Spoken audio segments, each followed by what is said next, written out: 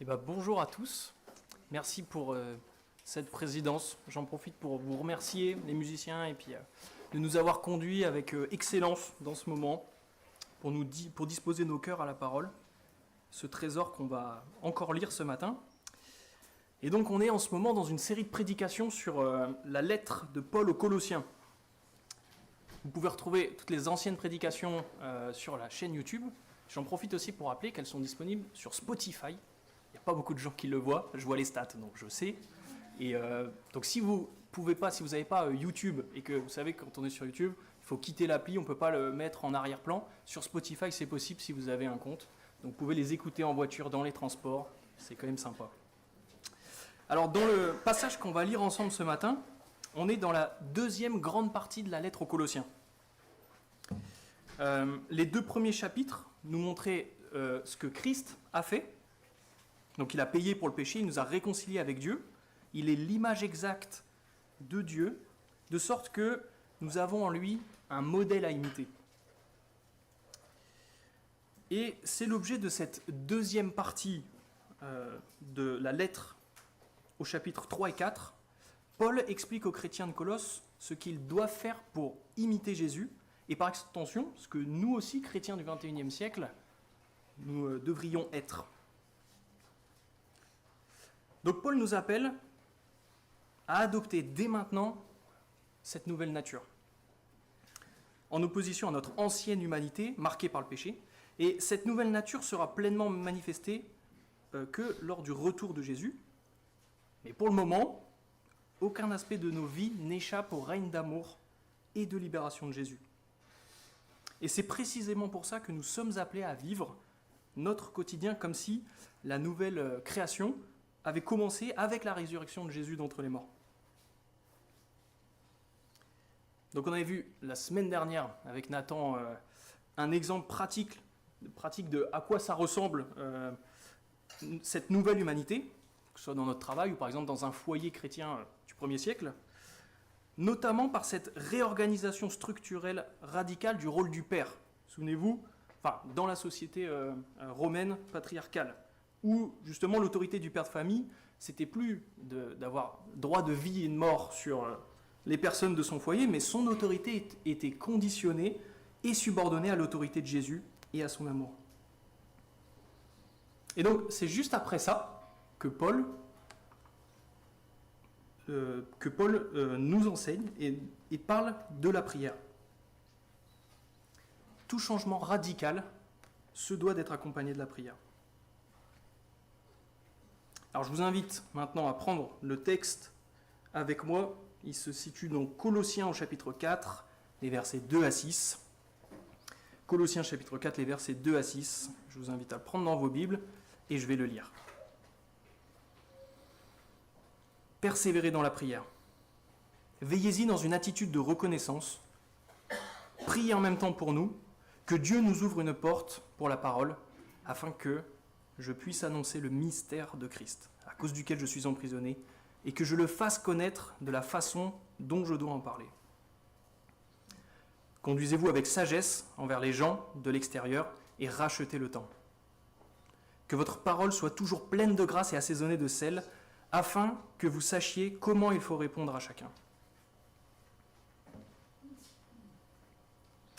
Alors, première partie de la prédication, persévère dans la prière. Là, à ce moment-là du texte, on est à la fin des 30 impératifs de Paul, dans cette seconde section de la lettre. Vous vous souvenez, il y avait « Attachez-vous aux réalités d'en haut, faites mourir en vous ce qui est terrestre, ne vous mentez pas les uns aux autres, instruisez-vous et avertissez-vous par des hymnes, etc. etc. » Et dernier impératif de Paul, persévérez dans la prière. Priez pour nous et conduisez-vous avec sagesse. Et c'est pas pour rien que Paul finit sa lettre avec cet appel à la prière. Vivre cette nouvelle nature, c'est pas facile. Mais Dieu nous donne un moyen d'y arriver, justement, la prière. La prière est indissociable de notre édification spirituelle. Et si on veut réellement se dépouiller du vieil homme, de notre ancienne nature, si nous voulons réellement voir du changement dans nos vies, ça doit nécessairement passer par une vie de prière active.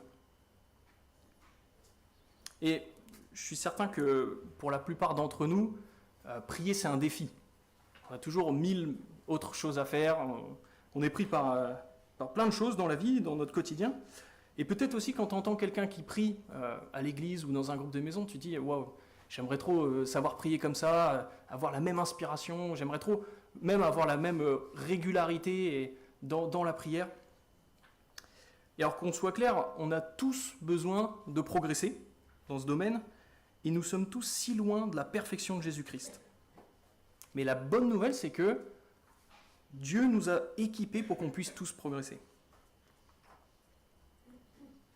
Alors première chose pour développer notre vie de prière, prendre bien conscience de ce que c'est réellement la prière. Et alors pour ça, je me base sur 2 livres passionnants que je vous invite à découvrir. Le premier, c'est Une prière révolutionnaire d'Albert Mohler, et l'autre, c'est Pour une foi réfléchie d'Alain Nisus. La prière, c'est quoi? Tout simplement, c'est des paroles qu'on adresse à Dieu dans diverses circonstances. C'est important aussi de rappeler que l'homme a été créé pour converser avec Dieu, pour être en communion avec lui. Ça, on le voit juste après ce qu'on a lu ce matin dans Genèse 2. Adam et Ève parlaient avec Dieu, ils étaient en communion parfaite avec lui. Mais quand le péché est entré dans le monde, cette communion a été brisée. Et c'est ce qui explique pourquoi Paul nous encourage à persévérer dans la prière. Le péché, en réalité, a dénaturé notre relation à Dieu. Et donc, la prière, c'est plus quelque chose de naturel. Et on doit réapprendre pourquoi et comment prier. Alors, pourquoi est-ce qu'on doit prier? Est-ce que Dieu a besoin qu'on l'informe d'une situation? Juste avant de nous enseigner sur la manière de prier, Jésus, dans Matthieu 6, nous rappelle, donc Matthieu 6, verset 8, que Dieu sait de quoi vous avez besoin avant que vous le lui demandiez. Donc non, on n'a pas besoin de prier pour donner une info à Dieu qu'il aurait peut-être loupée. Mais alors du coup, pourquoi persévérer dans la prière? Tout simplement pour vivre cette relation avec lui, qui nous a, rappelez-vous du chapitre 1 de Colossiens, verset 13, délivré de la puissance des ténèbres et nous a transportés dans le royaume de son Fils bien-aimé, en qui nous sommes rachetés, pardonnés de nos péchés. En fait, il s'est passé quelque chose d'extraordinaire à la croix, les amis. Christ nous a délivrés, nous étions des âmes condamnées, mais Dieu, et rappelez-vous de ce magnifique poème, je reviens dans le chapitre 1 de nouveau, verset 20, Dieu a voulu par Christ nous réconcilier avec lui-même, aussi bien ce qui est sur terre que ce qui est dans le ciel, en faisant la paix à travers lui par son sang versé sur la croix. Donc le moteur qui pousse Paul à persévérer dans la prière doit être le même pour nous aujourd'hui. C'est la puissance de la grâce qui nous a été faite par la croix dans le salut rendu possible en Jésus-Christ. Quand on voit ce qu'il a fait pour nous, Jésus, nous devrions nous aussi être émerveillés de ce miracle et de cette immense bénédiction, simplement d'être dans ce royaume. Donc la prière, c'est ce moyen par lequel on peut être en communion avec le Créateur et Rédempteur qui nous aime. Et il faut bien prendre conscience que cette relation est possible parce que Dieu est une personne. Dieu est omniprésent, omniscient, etc., omniprésent. Mais parfois, on peut avoir un peu une image de Dieu comme une sorte de puissance agissante, un être surnaturel qui dépasse toute chose, mais voilà, un peu impersonnel, quoi. Mais c'est pas le cas. Quand Dieu dit « Je suis celui qui suis » à Moïse, dans Exode 3, 14, il rappelle que dire « je », c'est comme s'il disait « L'être qui te parle, Moïse, est une personne ». Et d'ailleurs, dans toute l'Écriture, Dieu se décrit à nous comme un être personnel. C'est quelqu'un. Donc quelqu'un de très unique, certes, mais qui a une volonté, qui a des sentiments, qui a un caractère, une personnalité. Donc peut-être que reconsidérer qui est Dieu, sans le réduire à une relation humaine ni le penser lointain et distant, reconsidérer la personne de Dieu est peut-être l'une des premières étapes pour renouveler notre vie de prière. il est à la fois ce Dieu souverain sur tout l'univers, et à la fois il est cette personne proche avec qui on peut développer une réelle relation. Et le meilleur exemple de ça, alors attention là, il faut un petit peu s'accrocher, c'est que Dieu associe dans son plan les fins et les moyens. Ça veut dire concrètement qu'il peut décréter qu'il accordera tel ou tel bienfait, donc les fins, en récompense de notre persévérance dans la prière, qui est le moyen. Vous allez comprendre. Est-ce qu'il y en a qui ont déjà été responsables dans des colos ou dans des camps, soit chrétiens ou autres? J'imagine que oui, il y en a plein.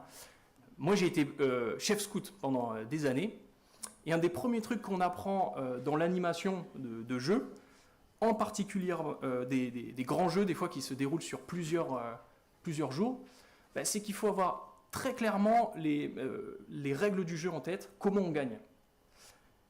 Et un truc qu'on apprend aussi assez rapidement, c'est qu'il faut prévoir des variables d'ajustement.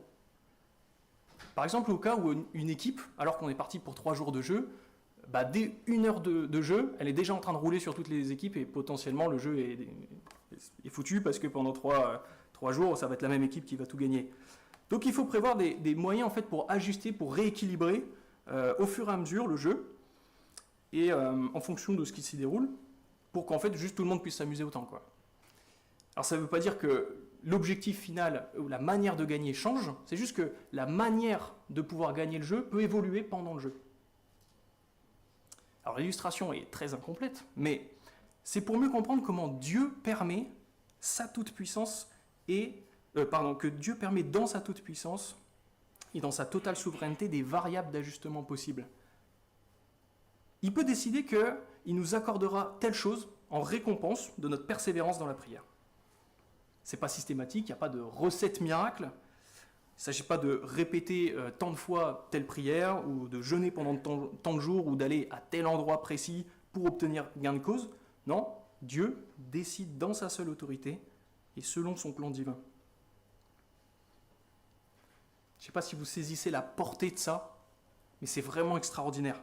Parce que le Dieu tout-puissant, créateur des cieux et de la terre, celui, on l'a chanté, et on l'a lu, qui a créé toutes choses en 7 jours, 6 jours, ce Dieu-là peut décider de nous récompenser grâce à notre vie de prière. Et c'est complètement fou quand on y pense, parce que Dieu intègre nos prières dans sa souveraineté divine. Alors attention, ça ne veut pas dire qu'on peut faire changer Dieu d'avis. Il n'y a en lui aucun nombre de changements, nous dit la Bible, dans Nombre 23, 19. En réalité, la prière ne change pas Dieu, mais elle nous change nous. Et c'est ça ce que Dieu regarde. C'est ce qui se produit dans notre cœur. Quand on prie, on n'est pas en train de marchander avec Dieu. Vous savez, ce style de prière, si tu me permets d'acheter cette maison, si tu me permets d'avoir ce job, si tu me permets de... je sais pas quoi encore, je te promets de régler ce problème dans ma vie. Ou bien, si tu sauves de la maladie cette personne de ma famille, je te promets que je vais retourner à l'église. Et parfois, nos prières elles sont teintées de paganisme. Je pense que je peux apaiser Dieu par la prière, par mes prières. Donc c'est essentiel de chercher à rééquilibrer notre vie de prière et de la modeler à la lumière des Écritures. Par la prière, Dieu nous révèle nos besoins profonds, alors soyons à son écoute. Alors maintenant, comment vivre une vie de prière renouvelée? Comment persévérer concrètement? Avoir de l'ambition, mais être réaliste. Ça ne sert à rien de se dire, allez, à partir de maintenant, je prie 2 heures par jour, et tous les matins, je prends 2 heures, ou le soir, j'en sais rien. Il faut se fixer des objectifs réalisables. Par exemple, en se posant des repères de prière dans la journée. Il faudrait commencer toute chose par prier. Alors pourquoi pas dès le matin, quand on se lève, en se réveillant, et puis le soir, avant de se coucher, comme ça, notre journée est encadrée par la communion avec Dieu. Pourquoi pas avant les repas aussi, pour les aliments qu'on prend, l'occasion d'être dans cette attitude constante de reconnaissance envers Dieu, comme nous demande Paul. Évidemment, avant, après notre culte perso, pour demander à Dieu de nous disposer, à nous changer justement à travers sa parole. Trouve le moment qui est pour toi le plus adéquat et essaie de t'y tenir sur plusieurs jours pour commencer, plusieurs semaines, plusieurs mois d'affilée pour créer cette routine. Attention néanmoins à ceux qui ont déjà cette routine bien installée, de vie de prière, à ne pas nous déconnecter de ce qu'on est en train de dire. Pas que ça devienne machinal en répétant des prières ou des choses en boucle, par exemple. C'est là qu'on doit veiller que nos prières, dans nos prières, à être constamment conscients de ce qu'on dit. Alors, deuxième partie de la prédication, saisis l'occasion. La prière ne doit pas être tournée vers notre seule édification, même si c'est essentiel, on l'a vu. Il doit y avoir un équilibre dans notre vie de prière entre le moi et les autres, notamment les personnes dont le ministère est de diffuser la parole de Dieu. Ça, c'est le propos de Paul dans les versets 3 et 4. Je vous invite à les relire, à les regarder avec moi. Paul demande aux chrétiens de Colosse de le soutenir, lui et ses collaborateurs, dans la prière. Sa demande, elle est précise. Priez pour que Dieu permette des occasions d'annoncer le mystère de Christ maintenant révélé. C'est-à-dire, Christ en chacun de nous est l'espérance du salut, comme Paul le dit au chapitre 1, verset 26. Et d'ailleurs, quand on voit le ministère glorieux de Paul, rappelez-vous, il a fondé beaucoup d'églises, il a énormément voyagé pour diffuser l'évangile. Quand on voit que ce super missionnaire demande à une église qu'il ne connaît pas et dont il est très loin géographiquement de le soutenir dans la prière, ne nous sentons pas supérieurs à lui en pensant qu'on peut se lancer dans n'importe quel projet d'église sans avoir au préalable fléchi les genoux ensemble. Et notre église a plein de projets en ce moment. Il y a la recherche de locaux, il y a le soutien des différents missionnaires dans l'église, le développement des différents ministères dans l'église, l'accueil des nouvelles personnes, les événements d'évangélisation, il y a eu l'Expo Bible il n'y a pas longtemps, etc. Plein d'autres dont je n'ai pas connaissance, j'imagine. Mais un autre grand défi, c'est la reconnaissance et la prière en église. Parce qu'on a beau avoir plein de beaux projets pour l'année qui va arriver, en vrai, on ne sait pas à quoi elle va ressembler cette année. Donc on veut être attentif et avancer par la foi.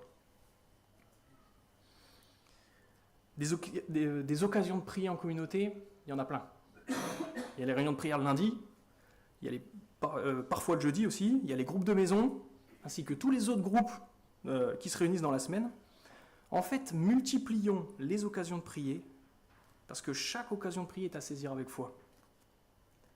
Et toute action sérieuse et importante dans nos vies et dans notre vie d'église devrait commencer par un temps de prière.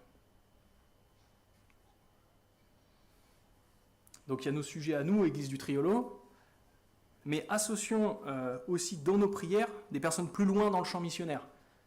Comme le fait Paul en associant les Colossiens à son champ missionnaire, alors que lui, il se trouve à des centaines de kilomètres d'eux.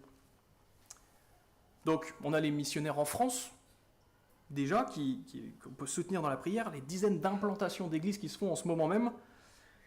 Et après, il y a les missionnaires un peu plus éloignés, dans les pays où, justement, être chrétien, c'est dangereux. Et je pense particulièrement aux missionnaires et aux chrétiens du Nigeria, de l'Inde, de la Turquie, d'ailleurs, où était l'église de Colosse. Pour ça, je vous invite à consulter l'indice de persécution des chrétiens dans le monde sur le site de Portes Ouvertes, qui ne cesse d'augmenter. Et ô combien nos frères et sœurs en Christ ont besoin d'être soutenus dans la prière. Je ne sais pas si c'est aussi votre cas, mais on peut se sentir parfois un peu démuni,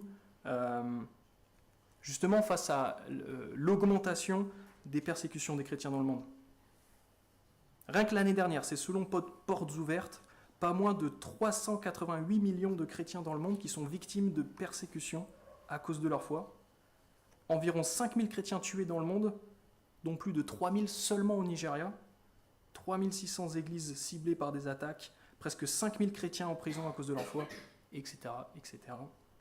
La liste est longue, elle nous interpelle, elle peut aussi nous décourager. Mais regardez avec moi le verset 3. Paul demande que l'on prie pour lui pour que Dieu nous ouvre une porte. Et c'est là vraiment l'élément qui doit profondément nous rassurer et nous donner la foi, c'est Dieu est souverain. C'est Dieu qui ouvre les portes. Il est aux commandes d'un plan glorieux dans lequel Satan est déjà vaincu. Rappelez-vous le chapitre 2, verset 15. Par sa mort et sa résurrection, Jésus a dépouillé les dominations et les autorités et les a données publiquement en spectacle en triomphant d'elles par la croix. Donc ok, le royaume de Dieu n'est pas encore pleinement établi sur terre. Satan continue d'entraîner de la persécution chez les chrétiens. Mais Dieu a déjà commencé à établir son royaume. Et il n'y a qu'à voir le nombre de chrétiens qui augmente dans le monde, année après année. C'est juste fou de voir que là où le péché abonde, la grâce surabonde. Dieu règne. Alors soyons rassurés.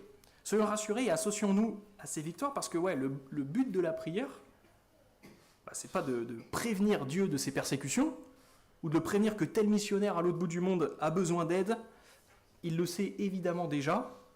Non, ce que Dieu veut par nos prières, c'est nous associer aux victoires qu'il remporte en manifestant sa gloire. Ça lui est profondément agréable. De la même manière que des enfants peuvent être agréables à leurs parents quand ils font ce qu'ils leur ont demandé. Dieu prend plaisir à nous associer à ses victoires. Ça, c'est vraiment fou. C'est magnifique. Je vous invite vraiment à saisir l'ampleur de cette grâce. Ce que Dieu veut par nos prières, c'est nous associer aux victoires qu'il remporte en manifestant sa gloire. Et en même temps, ça nous fait prendre conscience que la communion avec les chrétiens, ça ne se limite pas à nous le dimanche matin ici, mais elle franchit des frontières et peut aller jusqu'aux extrémités de la terre. Ça aussi, c'est assez extraordinaire. Alors, ayons foi en la souveraineté de Dieu qui fonde notre prière. Reconnaissons que sa gloire nous révèle nos propres limites et nous pousse à avoir foi en sa toute-puissance divine. Donc, c'est essentiel de prier pour ces missionnaires qui diffusent la parole, notamment dans des contextes compliqués. Mais perdons pas à l'esprit que diffuser l'évangile, c'est pas réservé qu'aux professionnels de l'évangélisation. Jésus appelle tous ceux qui le suivent à faire dans toutes les nations des disciples. Alors après, on n'est pas tous appelés à partir à l'autre bout du monde pour témoigner Christ. Par contre, on est tous appelés à témoigner Christ autour de nous. Et c'est une responsabilité particulière que nous confie Dieu d'être des ambassadeurs fidèles de sa personne. Et cette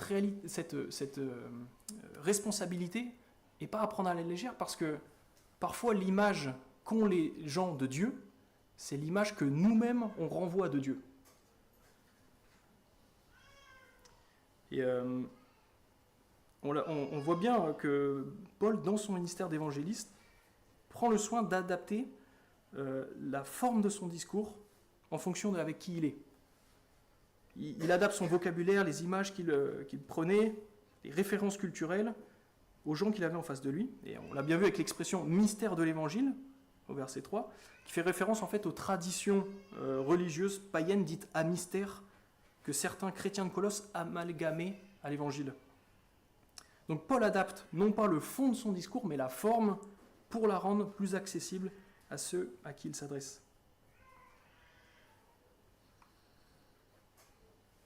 Donc qu'est-ce que c'est être un bon ambassadeur de Christ ? Ces trois choses, nous disent les versets 5 et 6, se conduire avec sagesse, racheter le temps et avoir des paroles pleines de grâce et assaisonnées de sel.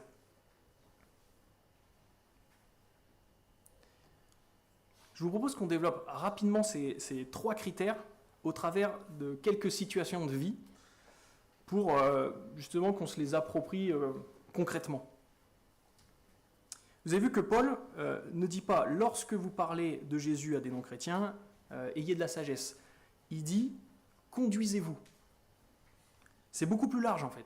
Ça englobe ça englobe tout, ça, évidemment nos discussions, mais tout le reste de nos actions. Est-ce que vous connaissez l'adage qui dit il n'y a pas de Il n'y a pas d'amour, il n'y a que des preuves d'amour. Moi, c'est ma femme qui me l'a appris. Je rigole, c'est pas vrai. Mais en gros, c'est bien d'avoir des beaux discours, c'est bien de vouloir parler de l'amour, mais il faut que ça se voit concrètement par des gestes, des comportements, des actions concrètes, quoi. C'est exactement pareil pour notre témoignage avec les non-chrétiens. On a beau avoir des beaux discours, pour la grande majorité, ce qui va les toucher réellement, c'est les preuves de cet évangile dont on parle dans nos propres vies de tous les jours. Et ces preuves dans nos vies sont les occasions de racheter le temps, c'est-à-dire de saisir toutes les occasions possibles pour témoigner Christ avec des paroles pleines de grâce et de pertinence.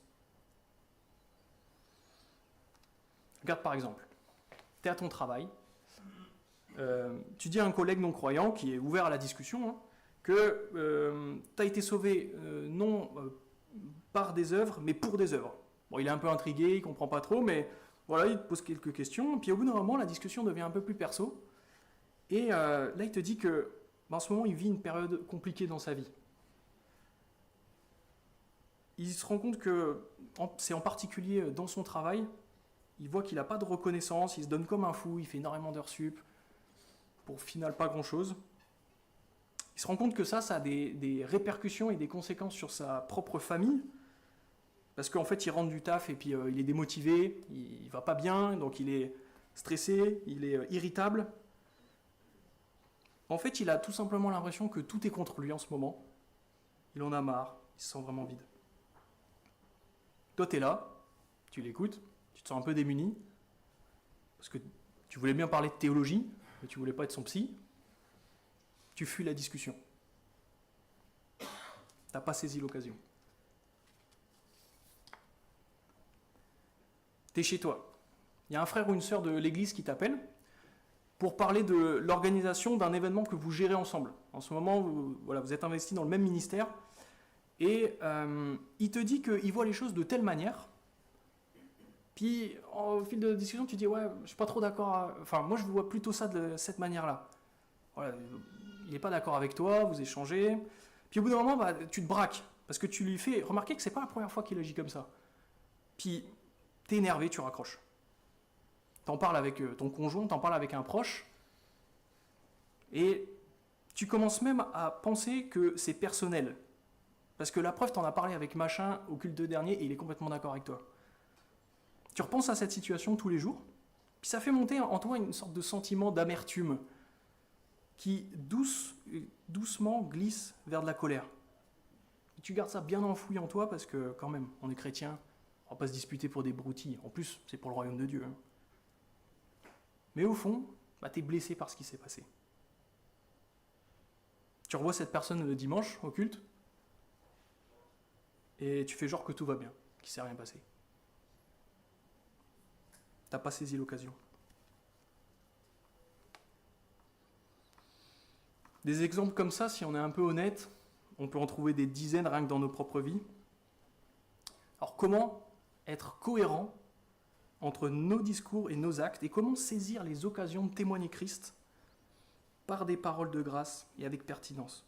Que quand les gens nous entendent parler, ils sont interpellés par le sel dans notre discours, c'est-à-dire ce petit truc en plus qui va les étonner, qui va les remettre en question, ce truc qui va donner de la saveur à nos paroles, de sorte que ces personnes non-croyantes se disent « Ah ouais, ok, je voyais pas trop les choses comme ça, mais c'est vrai que vous, les chrétiens, vous pensez un peu différemment, et c'est pas mal. » En fait, comment refléter ce que l'Évangile a fait dans notre propre vie, c'est-à-dire nous changer notre manière de voir le monde par le prisme de l'amour de Dieu pour nous.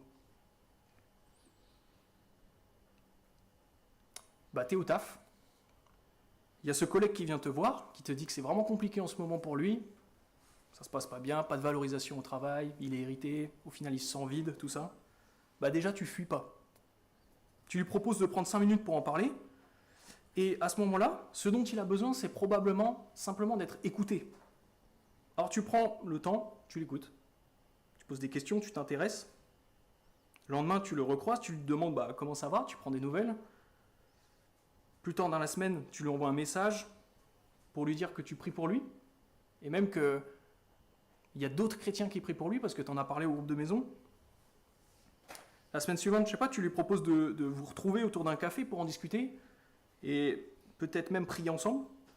Tu lui montres que Christ aussi a souffert, il comprend notre douleur et tu lui montres que ce dont il a réellement besoin, c'est cette consolation qu'offre Dieu à travers son Fils. C'est ça dont il a réellement besoin. Tu as saisi l'occasion.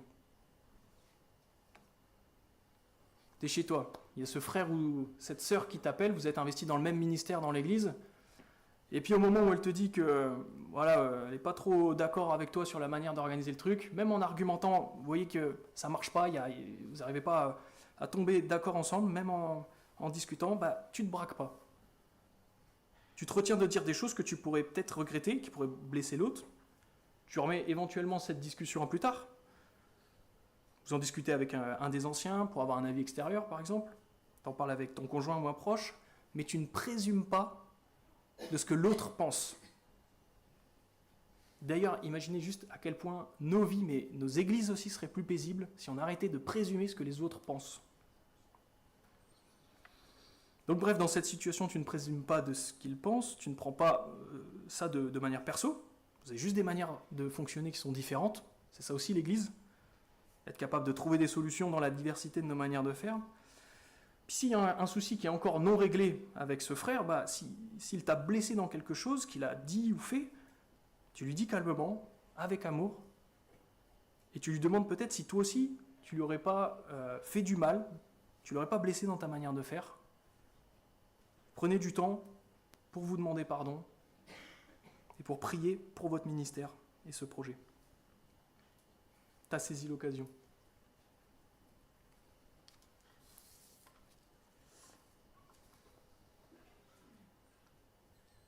Alors pour conclure,